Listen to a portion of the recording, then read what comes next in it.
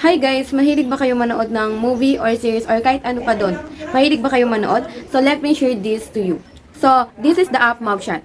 So kapag dinownload nyo to guys, pwede kayo manood ng movie or mga series ng libre.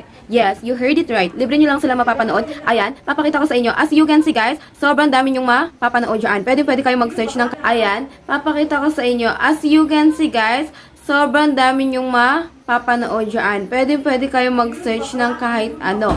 Yes, mapapanood nyo lang sila ng libre. At meron pa yan guys. Kung gusto nyong kumita habang nanonood, ayan, mag-join now lang kayo.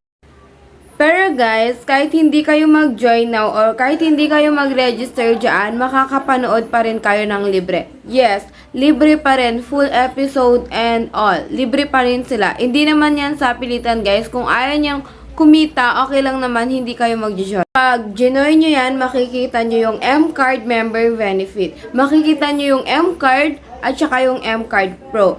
Again, hindi po ito sa pilitan. Kung ayaw nyo kumita habang nanonood, guys, hindi po yan sa pilitan. Pwede nyo siya wag na pindutin, guys.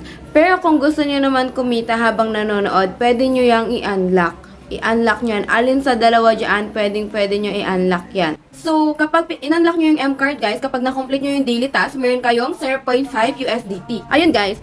So, kapag M-Card Pro naman yung in-unlock nyo dyan, ayan, kikita kayo ng 3 USDT kapag na-complete nyo yung daily task. Ayan.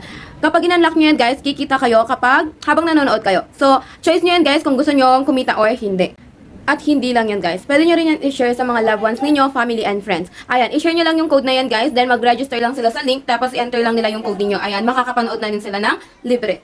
So ano pang hinihintay nyo? Download nyo na yan.